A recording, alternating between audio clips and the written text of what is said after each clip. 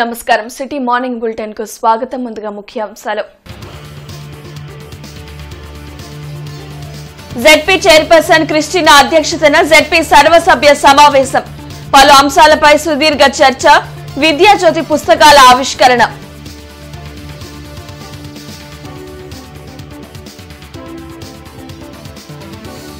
కొనసాగుతున్న అంగన్వాడీల సమ్మె.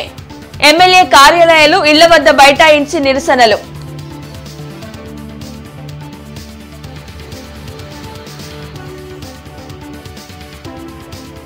రాష్ట్ర భవిష్యత్ కోసమే జనసేన కీలక పాత్ర పోషిస్తుంది. జనసేన పవన్ కళ్యాణ్ వ్యాఖ్య.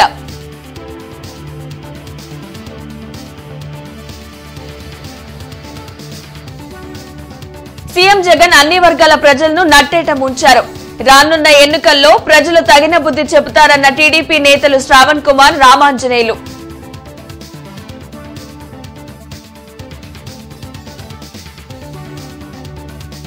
విద్యుత్ భారాన్ని తగ్గించాలని బీజేపీ ఆందోళన. వేతనాల పెంపుకై సమగ్ర శిక్ష ఉద్యోగుల నిరసన.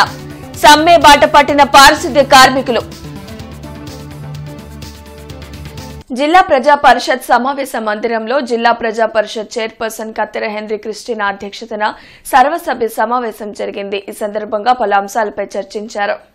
సమావేశంలో కలెక్టర్ ఎం వేణుగోపాల్ రెడ్డి, బాపట్ల జిల్లా కలెక్టర్ రంజిత్ భాషా, పల్నాడు జిల్లా సంయుక్త కలెక్టర్ శ్యాంప్రసాద్, బాపట్ల జిల్లా సంయుక్త కలెక్టర్ సిహెచ్ శ్రీధర్, శాసనమండలి సభ్యులు కెఎస్ లక్ష్మణరావు, మురుగుడు హనుమంతరావు, కల్పలతారెడ్డి, ఎమ్మెల్యే కిలారి వెంకట్రావుసయ్య పాల్గొన్నారు.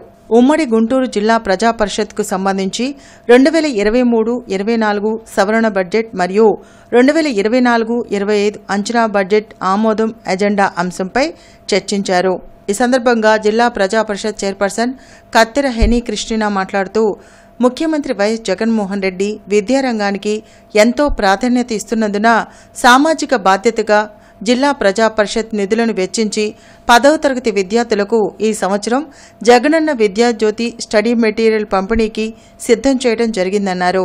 జగనన్న విద్యాజ్యోతి 10వ తరగతి స్టడీ మెటీరియల్ను చక్కగా ముద్రణ చేయించి 14,339 మంది తెలుగు మీడియం విద్యార్థులకు మరియు 23,927 మంది ఇంగ్లీష్ మీడియం విద్యార్థులకు మొత్తం 38,266 మంది విద్యార్థులకు సుమారుగా 77 లక్షలు వెచ్చించి ఉచితంగా పంపిణీ చేయుటకు చర్యలు తీసుకుంటామన్నారు. ఆంధ్రప్రదేశ్ భవిష్యత్ కోసం జనసేన పార్టీ కీలక భూమిక పోషిస్తుందని పవన్ కళ్యాణ్ అన్నారు. వైసీపీ ఎమ్మెల్సీ వంశీకృష్ణ యాదవ్ తన అనుచరులతో కలిసి పవన్ కళ్యాణ్ సమక్షంలో జనసేనలో చేరారు.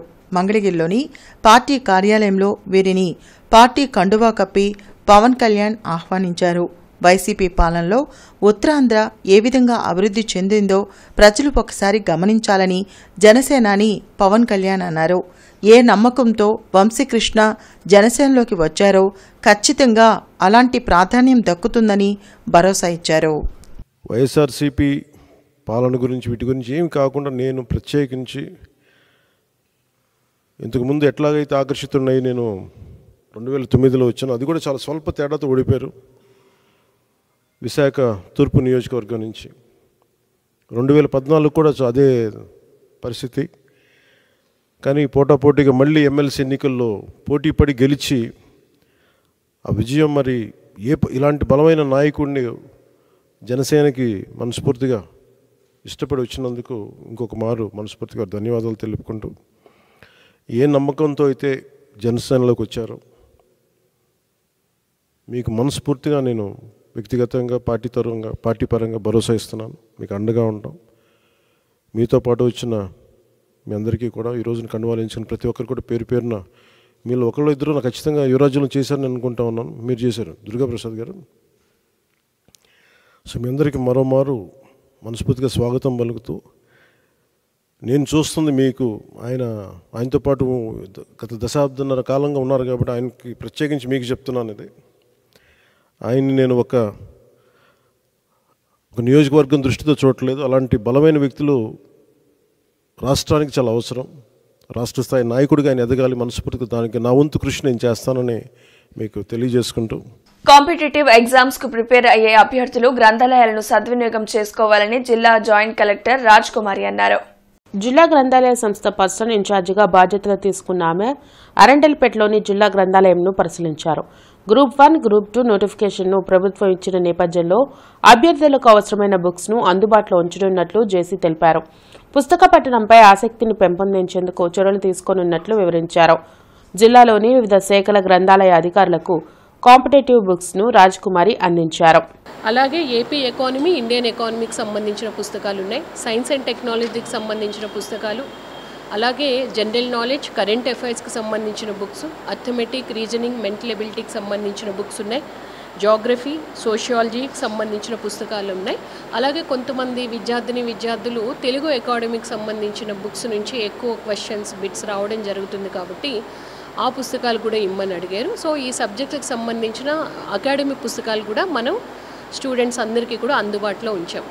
సో మన గుంటూరు జిల్లాలో గ్రూప్ 1, గ్రూప్ 2కి ప్రిపేర్ అయ్యే ప్రతి విద్యార్థి కూడా శాఖా గ్రంథాలయాలు, కేంద్ర గ్రంథాలయంలో ఉన్న కాంపిటేటివ్ బుక్స్ అన్నింటినీ కూడా సద్వినియోగపరుచుకొని సక్సెస్ఫుల్గా రాణించి గ్రూప్ 1, గ్రూప్ 2 అధికారులుగా మిమ్మల్ని చూడాలి అన్న ఆలోచన మాది. జగన్ పాలనలో అన్ని వర్గాల ప్రజలు విశ్వాసాన్ని కోల్పోతున్నారని స్పష్టంగా కనిపిస్తుందని టీడీపీ ప్రతిపాడు నియోజకవర్గ ఇన్ఛార్జ్ రామాంజనేయులు అన్నారు. తెలుగుదేశం పార్టీ జిల్లా కార్యాలయంలో రామాంజనేయులు మీడియాతో మాట్లాడారు. జగన్పై విశ్వాసం లేకపోవడం వల్లే అంగన్వాడీ వర్కర్లు, మున్సిపల్ వర్కర్లు, వాలంటీర్లు ఆందోళనకు దిగారన్నారు. రైతులు, మహిళలకు ఇచ్చిన హామీలను అమలు చేయలేదన్నారు. యువకులకు ఉద్యోగాలు కల్పించకపోవడం, జాబ్ క్యాలెండర్ విడుదల చేయకపోవడంతో వారి విశ్వాసాన్ని కూడా జగన్ కోల్పోయారన్నారు. విద్యా వ్యవస్థను నిర్వీర్యం చేసి విద్యార్థుల్లో కూడా విశ్వాసం కోల్పోయారన్నారు. ఇప్పటికైనా వాస్తవాన్ని తెలుసుకుని రద్దు చేసిన సంక్షేమ పథకాలను అమలు చేసి పక్కదారి పట్టించిన నిధులను తిరిగి ఇవ్వాలన్నారు. నేను మాట తప్పను, మడమ తిప్పను, విశ్వసనీయతకు మారు పేరు, ఈ పదాలన్నీ ఆయన డంకా మోగించాడు. మరి ఈరోజు అంగన్వాడీ వర్కర్స్ ఎందుకు రోడ్డు మీదకి వచ్చారు అంటే నీ మీద విశ్వాసం లేదనే కదా. మరి మున్సిపల్ వర్కర్స్ వాళ్ళకి నువ్వు ఏం చెప్పావు, చెప్పింది చేయలేదనే కదా, నీ మీద విశ్వాసం పోయే కదా ఈరోజు రోడ్లు ఎక్కారు. చివరికి నీ ఆత్మ బంధువులుగా చెప్పుకుంటున్నటువంటి వాలంటీర్లు వాళ్ళకి నువ్వు ఏం చెప్పావో, ఏం మాట ఇచ్చావో, ఈరోజు మీ మీద ఉన్నటువంటి విశ్వాసం కోల్పోయి వాళ్ళు కూడా రోడ్లు ఎక్కారు. మరి ఆశా వర్గాలు, బీమా మిత్రాలు, ఒక వర్గం కాదు అన్ని వర్గాల వారి యొక్క విశ్వాసాన్ని జగన్మోహన్ రెడ్డి పూర్తిగా కోల్పోయాడు అన్నది మాత్రం ఈరోజు జనంలో ఉన్న చర్చ. అంగన్వాడీల సమస్యలను పరిష్కరించాలని డిమాండ్ చేస్తూ జరుగుతున్న సమ్మెలో భాగంగా 16వ రోజు ఎమ్మెల్యే మద్దాలి గిరిధర్ కార్యాలయాన్ని ముట్టడించారు. బృందావన్ గార్డెన్స్ లోని ఎమ్మెల్యే కార్యాలయం వద్ద అంగన్వాడీలు ధర్నా చేసి నిరసన తెలిపారు. Anganwadi workers and helpers union ఆధ్వర్యంలో జరుగుతున్న సమ్మెలో భాగంగా ఎమ్మెల్యే కార్యాలయాన్ని ముట్టడించి తమ సమస్యలను పరిష్కరించాలని డిమాండ్ చేశారు. 26,000 రూపాయల కనీస వేతనం ఇవ్వాలని డిమాండ్ చేశారు. సుప్రీంకోర్టు తీర్పు ప్రకారం గ్రాట్యుటీ అమలు చేయడంతో పాటు తెలంగాణ కంటే ఏపీలో అధిక వేతనం ఇవ్వాలన్నారు. అంగన్వాడీ సమస్యలను పరిష్కరించకుండా అంగన్వాడీల సమ్మెను అణిచివేసే ప్రయత్నాన్ని ప్రభుత్వం మానుకోవాలన్నారు. ప్రభుత్వం ఎన్ని బెదిరింపులకు పాల్పడినా వెనక్కి తగ్గకుండా ఆందోళన కొనసాగిస్తామని హెచ్చరించారు. కార్యక్రమంలో దీప్తి, మనోజ, రాధా, నేతాజీ, ముత్యాలరావు తదితరులు పాల్గొన్నారు. ఈ 15 రోజుల నుండి కూడా 4 విడతలుగా ప్రభుత్వం చర్చలకని పిలిచి ఇలా కాలయాపన చేయటం అనేది, ఇలా జాప్యం చేయటం అనేది చాలా సిగ్గు. ఈరోజు 16వ రోజు భాగంగా ఇక్కడ ఎమ్మెల్యేలకి అలాగే మినిస్టర్లకి వినతి పత్రం ఇవ్వడం జరుగుతుంది. అంగన్వాడీ సమస్యలు పరిష్కారం అయ్యేంత వరకు కూడా మేము పోరాడుతూనే ఉంటాము. మా నిరవధిక సమ్మె ఇప్పటికి కూడా మా సమస్యలు పరిష్కారం చేయకపోతే ఇంకా మా సమ్మెని ఉధృతం చేస్తామని చెప్తా ఉన్నాం. మేము అడుగుతున్నాం, మేము 15 రోజుల నుంచి సమ్మె చేస్తూ ఉంటేనే మా జీతాలకు సంబంధించి మాట్లాడని ముఖ్యమంత్రి గారు సమ్మె విరమించిన తర్వాత మా డిమాండ్స్ గురించి మాట్లాడతారా? ఇంకోటి ఏం చెప్తున్నారు, ముఖ్యమంత్రి గారితో ఇప్పటిదాకా మేము మాట్లాడలేదు అని చెప్తున్నారు. మరి 15 రోజుల నుంచి అంగన్వాడీలు సమ్మె చేస్తూ ఉంటే మరి ఏం మాట్లాడుతున్నారు ముఖ్యమంత్రి గారితో మీరని మేము డిమాండ్ చేస్తూ ఉన్నాం. మా యూనియన్ రాష్ట్ర నాయకులు కూడా మీరు చర్చలకు పిలవాలనుకుంటే మా జీతాలకు సంబంధించి గ్రాడ్యుటీకి సంబంధించి మాట్లాడే విషయాలు ఉంటేనే మేము చర్చలకు వస్తామని నొక్కి ఒక్క నుంచి మరీ చెప్పారు. అయినా రాష్ట్ర ప్రభుత్వం చర్చలు జరుపుతున్నాము, వాళ్ళకు జీవోలు ఇచ్చామని ప్రజల్లో రెచ్చగొట్టడం కోసం ఈ ప్రయత్నం చేస్తున్నామన్నారు తప్పితే ఆర్థికపరమైన అంశాలకు సంబంధించి ఇదిగో ఇంత జీతం పెంచుతాం, ఈ నెల నుంచి అమలు చేస్తాం అని ఏ ఒక్క దానికి సంబంధించి కూడా రాష్ట్ర ప్రభుత్వం క్లారిటీ ఇవ్వటం లేదు. అందుకని మా యూనియన్ పిలుపు మేరకు, మా రాష్ట్ర కమిటీ పిలుపు మేరకు, సిఐటి ఇచ్చిన పిలుపు మేరకు అంగన్వాడీల కనీస వేతనాలు ఏదైతే ఉందో, సుప్రీంకోర్టు తీర్పు ప్రకారం గ్రాడ్యుటీ ఏదైతే ఉందో అది అమలయ్యేంత వరకు మా సమస్య ఇదే విధంగా ఉంటుంది. వడ్డీ లేకుండా ప్రస్తుత అర్ధ సంవత్సరానికి ఆస్తి పన్ను చెల్లించే అవకాశం 4 రోజులు మాత్రమే కలదని, పన్ను చెల్లింపుదారులకు అనుకూలంగా క్యాష్ కౌంటర్లు ఉదయం 8 గంటల నుండి రాత్రి 8 గంటల వరకు పనిచేస్తాయని కమిషనర్ కీర్తి తెలియజేశారు. క్యాష్ కౌంటర్లతో పాటు అదనంగా భారత్పేట 140వ సచివాలయం, వసంతరాయపురంలోని 148వ సచివాలయం, పెదపల్కలూరు రోడ్లోని 106 సచివాలయంలో పన్ను చెల్లించడానికి ప్రత్యేక క్యాష్ కౌంటర్లు ఏర్పాటు చేశామన్నారు. రాష్ట్ర ప్రభుత్వం నాటక రంగం వంటి మహత్తర కళను కాపాడటానికి చలనచిత్ర, టీవీ నాటక రంగ అభివృద్ధి సంస్థ ద్వారా నిరంతరం కృషి చేస్తుంది. ప్రదర్శనలకు విశేషమైన ప్రేక్షకాదరణ లభిస్తుంది. మనిషి జీవితమే ఓ నాటకం. ఆనందం, దుఃఖం, కుటుంబ వ్యవస్థలో వచ్చిన మార్పులు, ప్రపంచంలో చోటు చేసుకుంటున్న పరిణామాలు అనేక అంశాల ఆధారంగా నాటికలు ప్రదర్శించారు.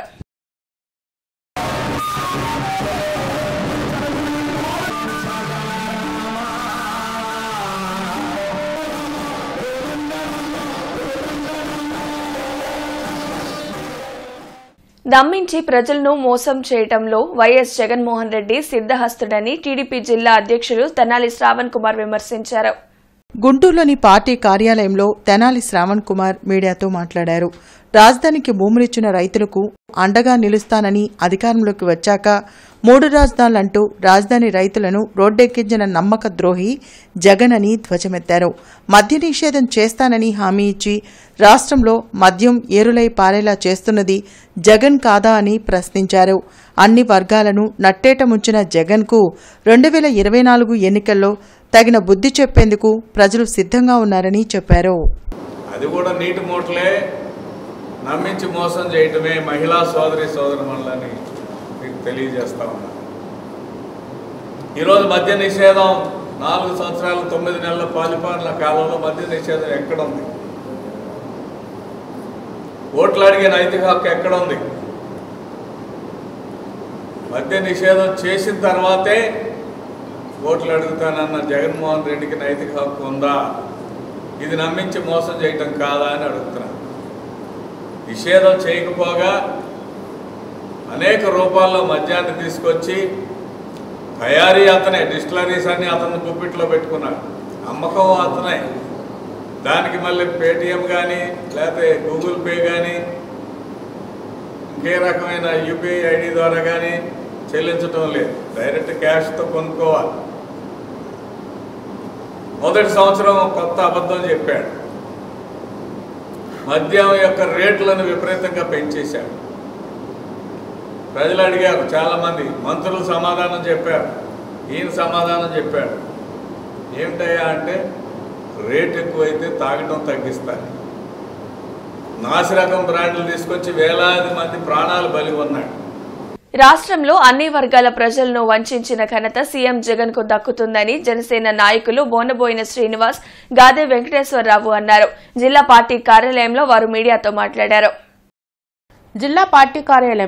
మీడియాతో మాట్లాడారు. అంగన్వాడీ పారిశుధ్య కార్మికులు, ఆశా వర్కర్ల ఆందోళనకు జనసేన పూర్తి మద్దతు ఉంటుందని చెప్పారు. ప్రభుత్వం వీరి డిమాండ్లను పరిష్కరించకుంటే సీఎం ఇంటి ముట్టడికి వెనకాడమని హెచ్చరించారు. వైసీపీ అవినీతి, అరాచక పాలనను అరికట్టేందుకు రానున్న ఎన్నికల్లో జనసేన, టీడీపీ కూటమికి ప్రజలు అండగా నిలవాలని కోరారు. తప్పనిసరిగా ఎవరైతే వీళ్ళున్నారో పారిశుద్ధ్య కార్మికులు కానివ్వండి, ఆశా వర్కర్లు కానివ్వండి, అంగన్వాడీ టీచర్లు కానివ్వండి. అంగన్వాడీ టీచర్లు అయితే మరీ ఘోరం. నేనేదో నేను ఇంగ్లీష్ మీడియంలో చేరుస్తాను, అందరినీ ఇంగ్లీష్ చదువులు చెప్పిస్తాను, ప్రతిపక్షాల పిల్లలైనా చదువుకునేది ఇంగ్లీష్లో, మనం చదువుకోకూడదు అన్నాడు. ఈయన ఎక్కడ చదివాడు, ఈయన పిల్లలు ఎక్కడ చదువుతున్నారు, ఈయన ఎమ్మెల్యేల పిల్లలు ఎక్కడ చదువుతున్నారు, ఈయన మంత్రుల పిల్లలు ఎక్కడ చదువుతూ ఉన్నారు. ఆ యొక్క మాట చెప్పి ఎక్కడైతే మండల పరిషత్ స్కూల్స్లో ఉన్నటువంటి 1వ తరగతి నుంచి 5వ తరగతి ఉన్నటువంటి స్కూల్స్ అన్నింటి కూడా మూసేసి అందరిని అంగన్వాడీల దగ్గర పంపించమన్నారు. కానీ ఏ ఒక్క సెంటర్కి కూడా గవర్నమెంట్ నుంచి ఏ మాత్రం కూడా సప్లై కావట్లేదు. అవి అడుగుతూ కూర్చుండే 15 రోజుల నుంచి వాటి కోసం సప్లై చేయండి, మేము పిల్లలకు పెట్టే ఫుడ్ని సప్లై చేయండి, కూరగాయలు కొంటానికి డబ్బులు ఇవ్వండి అని అడిగితే అవి సరైన కోరికలు కాదా? అసలు ఇది కోరికెట్టయితేరా బాబు, అది వాళ్ళ చేపులో నుంచి పెట్టిస్తున్నటువంటి డబ్బుల్ని వాళ్ళకి ఇమ్మని చెప్పి రోడ్డు మీదకి వస్తే ఈ రోజు వరకు కూడా వాళ్ళని పట్టించుకోకుండా తూతు మంత్రంగా నేను కూర్చుని సఫలం అవ్వలేదు. వాళ్ళు ఏదో అన్యాయమైన కోరికలు కోరుతున్నారు అన్నట్టుగా వీళ్ళు బయటకు వచ్చి ఏం మాట్లాడతాడు అర్థం కాని బొత్స సత్యనారాయణ గారు మాట్లాడతాడు వచ్చి. ప్రజలపై రాష్ట్ర ప్రభుత్వం మోపుతున్న విద్యుత్ భారాన్ని తగ్గించాలని డిమాండ్ చేస్తూ బీజేపీ నిరసన చేపట్టింది. గుజ్జనగుండ్ల విద్యుత్ కార్యాలయం ముందు బీజేపీ ధర్నా చేసి నిరసన వ్యక్తం చేసింది. బీజేపీ పశ్చిమ నియోజకవర్గ ఇన్ఛార్జ్ జయప్రకాష్ నారాయణ ఆధ్వర్యంలో జరిగిన ధర్నా కార్యక్రమంలో నాయకులు, కార్యకర్తలు పెద్ద సంఖ్యలో పాల్గొని నిరసన తెలిపారు. రాష్ట్ర ప్రభుత్వం ట్రూఅప్ ఛార్జీల పేరుతో ప్రజలపై అధిక భారం మోపుతుందన్నారు. 4 సంవత్సరాల కాలంలో 8 సార్లు విద్యుత్ ఛార్జీలను పెంచిన ఘనత వైసీపీ ప్రభుత్వానిదే అన్నారు. పెంచిన విద్యుత్ ఛార్జీలను తగ్గించేంత వరకు ఆందోళన కొనసాగిస్తామని హెచ్చరించారు. కార్యక్రమంలో రాష్ట్ర అధికార ప్రతినిధి చందు సాంబశివరావు, జిల్లా అధ్యక్షుడు వనమ నరేంద్ర కుమార్, శనక్కాయల అరుణ తదితరులు పాల్గొన్నారు. 9 రకాల నయ వంచన హామీలతో, అబద్దాల హామీతో ఈ రాష్ట్ర ప్రభుత్వంకి అధికారంలోకి వచ్చిన జగన్మోహన్ రెడ్డి ఈ యొక్క పేద ప్రజల జీవితాల్లో చీకట్లు చూస్తూ ఒక హాస్యాస్పదమైన నవ్వుతూ ఒక వెకిలి చేష్టలతో ఈ యొక్క పేద ప్రజల యొక్క కష్టాలు చూస్తున్నారని భారతీయ జనతా పార్టీ తెలియజేస్తుంది. మేము ఒకటే చేస్తున్నాం, ఆంధ్రప్రదేశ్లో పేద ప్రజల అభ్యున్నతి కోసం భారతీయ జనతా పార్టీ నరేంద్ర మోడీ ప్రభుత్వం ఈ యొక్క విద్యుత్తుని అతి తక్కువ రేటుకి ఇస్తుంటే ఈ యొక్క జగన్మోహన్ రెడ్డి ప్రభుత్వం ప్రైవేటు సంస్థల నుంచి అత్యధికంగా విద్యుత్తుని కొనుగోలు చేసి నాణ్యమైన విద్యుత్తుని ఇవ్వకపోగా ఈ కరెంటు అప్ అండ్ డౌన్ రావడం వల్ల పేద ప్రజలు ఏదైతే ఉన్నారో వాళ్ళ ఇళ్లలో టీవీలు, ఫ్రిడ్జ్లు, గ్రైండర్లు అన్నీ కూడా కాలిపోయి వారి యొక్క ఆర్థిక స్థితి నడ్డి విరిచే స్థితిలోకి వెళ్తుంటే ఈ యొక్క అధికారులు కానీ ఇక్కడ ఉన్న కరెంటు విద్యుత్ శాఖ మంత్రి కానీ చోద్యం చూస్తున్నారు. ఆ ట్యాక్సులు ఇన్ని రకాల ట్యాక్స్ వేయాల్సిన అవసరం ఏముంది? అది బేసిక్ డ్యూటీస్ వేస్తారంట, సబ్చార్జ్ చేస్తారంట, ప్రొడక్షన్ ఛార్జెస్ వేస్తారంట, మరి స్టోరేజ్ ఛార్జెస్ వేస్తారంట. ఇవాళ మనం బిల్లు చూస్తే మనం వాడిందేమో 20 యూనిట్లు 30 యూనిట్లు అని ఉంటుంది, కానీ బిల్లు మాత్రం 2 అడుగుల పొడవున వస్తుంది. ఎందుకు వస్తుంది అదంతా? అవన్నీ కూడా కల్పితమైనటువంటి ఛార్జెస్. దాన్ని వ్యతిరేకిస్తూ, ఇది తప్పని చెప్తూ, ప్రభుత్వాన్ని వెంటనే దీన్ని విత్డ్రా చేసుకోవాలని చెప్తూ, ఏ వ్యాపారస్తుడికి లేని వెసులుబాటుని ప్రభుత్వం తీసుకుంటుంది కాబట్టి, ప్రభుత్వం ఇల్లీగల్ యాక్టివిటీకి పాల్పడుతుంది కాబట్టి, మీరు దానికి ఎలాంటి ముద్దు పేర్లు పెట్టినా ఒక వినియోగదారుడు వాడుకున్న దానికి ఒక వినియోగదారుడు ఇవ్వాల్సిన అవసరం లేదని, మీరు గతంలో సెటిల్డ్ మ్యాటర్కి మళ్ళీ తిరగదోలి మళ్ళీ కొత్త బిల్లు వేయాల్సిన అవసరం లేదని, అలా కొత్త బిల్లు ఎలా వేస్తున్నారు? వాళ్ళు ట్రూఅప్ ఛార్జెస్ అని వేస్తున్నారు. నాకేం సంబంధం? గత సంవత్సరంలో నేను సోప్ కొనుక్కున్నాను, అప్పుడు డబ్బులు ఇచ్చేసాను, అయిపోయింది కదా. మళ్ళీ ఇప్పుడు వచ్చేసి నేను ఆ రోజున లెక్క నేను పొరపాటు పడ్డాను కాబట్టి ఇప్పుడు ఎక్స్ట్రా డబ్బులు అడిగితే ఇస్తారా? మున్సిపల్ కార్మికుల సమస్యలను పరిష్కరించాలని డిమాండ్ చేస్తూ జరుగుతున్న సమ్మెకు జనసేన పార్టీ మద్దతు తెలిపింది. మున్సిపల్ కార్యాలయం వద్ద జరిగిన నిరసన కార్యక్రమంలో జనసేన పార్టీ నగరాధ్యక్షుడు నేరెళ్ల సురేష్ పాల్గొని మద్దతు తెలిపారు. సమాన పనికి సమాన వేతనం ఇవ్వడంతో పాటు కాంట్రాక్ట్, అవుట్సోర్సింగ్ ఉద్యోగులను పర్మనెంట్ చేయాలని డిమాండ్ చేశారు. ఇంజనీరింగ్ కార్మికులకు health risk allowance, clap auto డ్రైవర్లకు 18,500 రూపాయల వేతనం ఇవ్వాలన్నారు. పర్మనెంట్ సిబ్బందికి సిపిఎస్ రద్దు చేసి ఓపీఎస్ అమలు చేయాలన్నారు. కొత్తగా తీసుకున్న కార్మికులకు ఆప్కాస్ జీతాలు, హెల్త్ అలవెన్స్లు అమలు చేయాలని డిమాండ్ చేశారు. కార్మికుల సమస్యలను పూర్తిస్థాయిలో పరిష్కరించేంత వరకు సమ్మె కొనసాగిస్తామని హెచ్చరించారు. పనికిమాలిన వాళ్ళకి, ఎమ్మెల్యేలు, మినిస్టర్లకి వాళ్ళు ప్రతిపక్షాన్ని తిట్టడం కోసం లక్షల జీతాలు ఇస్తున్నావు. నువ్వు మన లండన్ వెళ్ళి రావడానికి 100 కోట్లు ఖర్చు పెట్టావు. అదేవిధంగా నిన్న దావోస్ వెళ్ళి పరిశ్రమలు తీసుకొస్తానని చెప్పి 100 కోట్లు వేస్ట్ చేశావు. కానీ ఇప్పుడు మరి ఆడదాం ఆంధ్ర అని జనాలందరినీ ఆడుకుంటున్నావు. ఇలా పారిశుద్ధ కార్మికులకి అది చేస్తాను ఇది చేస్తానన్నావు. పాదయాత్రలో బెదిబెదిన వాగ్దానాలు చేశావు. వాళ్ళ కాళ్ళు కడిగి నీళ్లు నెత్తిని చల్లుకుందా అనుకున్నావు. వాళ్ళకి ఇచ్చిన కార్పొరేషన్లు డైవర్ట్ చేశావు. అదేవిధంగా వాళ్ళకి సప్లైన్లు 27 ఉన్నాయి, అవి వేరే చేశావు.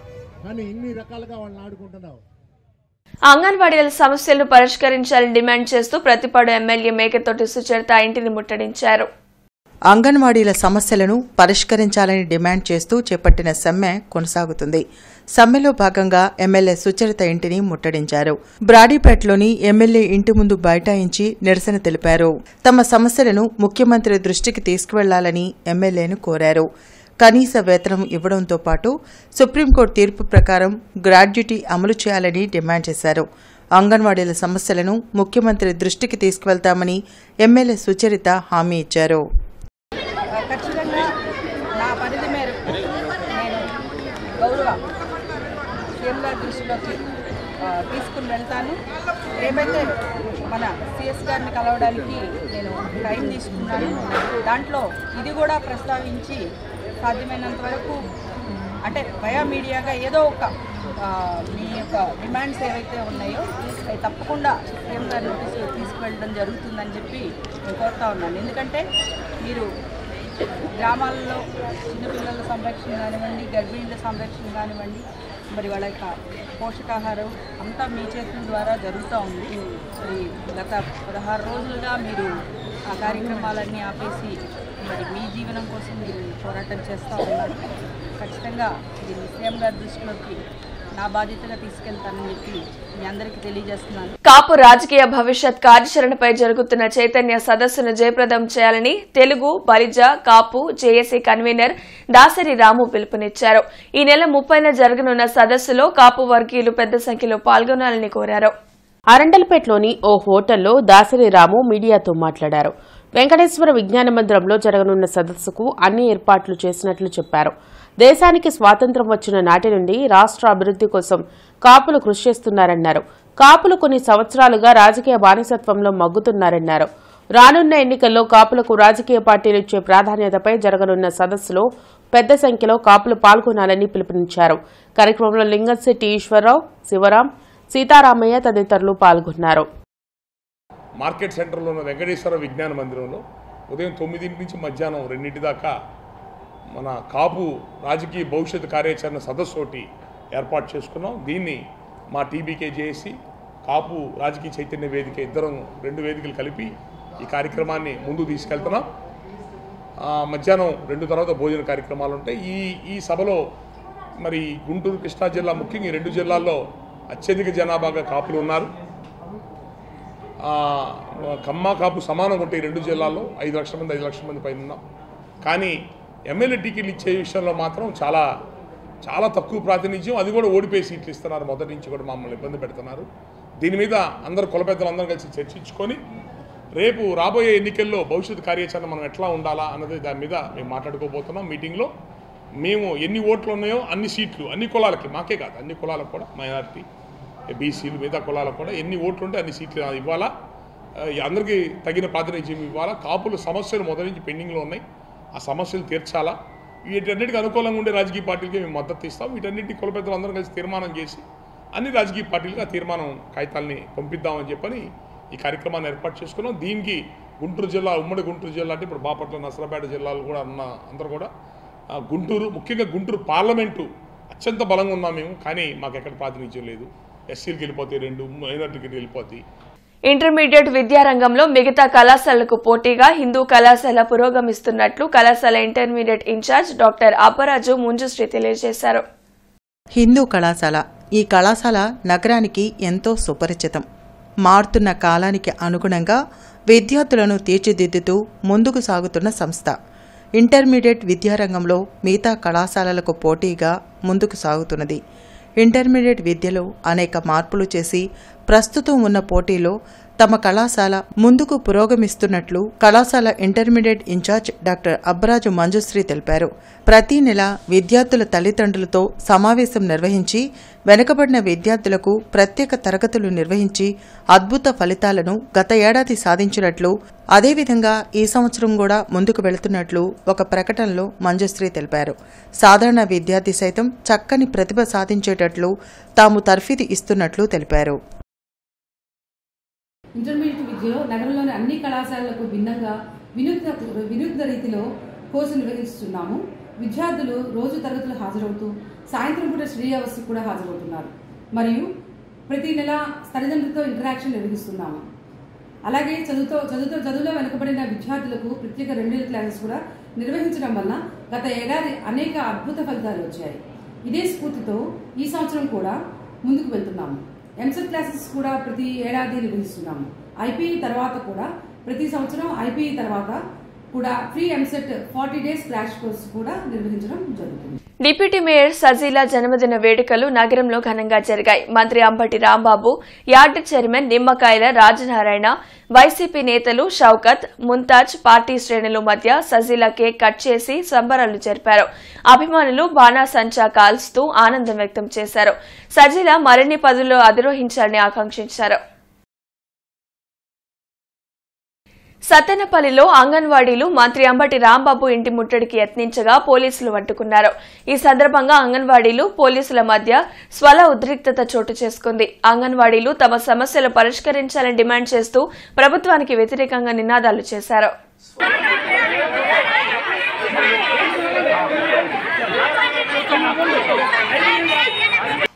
ఏపీ మహిళా సమాఖ్య ఆధ్వర్యంలో అశోక్ నగర్లో మెడికల్ క్యాంప్ జరిగింది. అమెరికన్ ఆంకాలజీ క్యాన్సర్ హాస్పిటల్ ఆధ్వర్యంలో జరిగిన కార్యక్రమంలో ఉచిత వైద్య పరీక్షలు నిర్వహించారు. కార్యక్రమంలో వైద్యులు చందన పాల్గొని క్యాన్సర్ బారిన పడకుండా తీసుకోవాల్సిన జాగ్రత్తలపై అవగాహన కల్పించారు. పర్యావరణ కాలుష్యం ఏర్పడుతున్న నేపథ్యంలో క్యాన్సర్ బారిన పడకుండా ముందస్తు జాగ్రత్తలు పాటించాలని సూచించారు. క్యాన్సర్ను మొదటి దశలోనే గుర్తించి తగిన చికిత్స పొందాలని కోరారు. కార్యక్రమంలో సిపిఐ జిల్లా కార్యదర్శి జంగాల అజయ్ కుమార్, అరుణ్ కుమార్, స్వాతి తదితరులు పాల్గొన్నారు. ప్రజలు వచ్చారు. అందరికీ నేను క్యాన్సర్ గురించి వివరించాను. అసలు ఏంటి క్యాన్సర్ అంటే ఏంటి అని, క్యాన్సర్ ఎందుకు వస్తుంది, మనము రాకుండా ఉండడానికి ఎటువంటి జాగ్రత్తలు తీసుకోవచ్చు, మన చుట్టూ ఉన్న కలుషితమైన గాలి నీరు నేపథ్యంలో ఎటువంటి జాగ్రత్తలు తీసుకోవచ్చు అన్నది వాళ్ళకి వివరించాను. దాని తర్వాత క్యాన్సర్ వస్తే ఎలాగ త్వరగా గుర్తించవచ్చు అన్నవి వాళ్ళకి ముందు అవగాహన ఉంటేనే తెలుస్తుంది కాబట్టి లక్షణాలని కొంతవరకు వివరించాను. అలాగే స్క్రీనింగ్ అంటే త్వరగా క్యాన్సర్ లక్షణాలు బయట పడకుండానే ఎలాగ గుర్తించవచ్చు, ఏ వయసు వారు ఎప్పుడు ఏ క్యాన్సర్కి సంబంధించిన స్క్రీనింగ్ చేయించుకోవాలి అనేవి వివరించాను. ప్రజలందరూ కూడా యాక్టివ్గా వచ్చి వాళ్ళకున్న సందేహాలను క్లియర్ చేసుకున్నారు. అలానే రాకముందు క్యాన్సర్ రాకముందు నివారణ చర్యలు ఏంటి, వస్తే తీసుకోవాల్సిన జాగ్రత్తలు ఏంటి అనే దాని మీద కూడా మేడం గారు, డాక్టర్ చందన మేడం గారు వివరించడం జరిగింది. అలాగే మరి ఇప్పుడు ఉన్న వాతావరణాన్ని బట్టి మరి కలుషితమైన గాలి నీరు అంత ఫుడ్ కూడా అంత కలుషితమై ఉంది.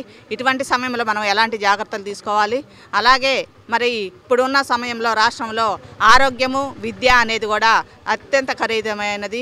విద్యా వైద్యము ఈ రెండింటికి కూడా మరి భేద బలహీన బడుగు వర్గాల వారికి చెందాలని వాళ్ళకి చెందాలని చెప్పేసి మరి ఈ రోజున ఇక్కడ క్యాంపు నిర్వహించడం జరిగింది. మదర్ తెరిసా సేవా సమితి ఆధ్వర్యంలో మున్సిపల్ కార్మికుల మహిళలకు చీరల పంపిణీ కార్యక్రమం జరిగింది.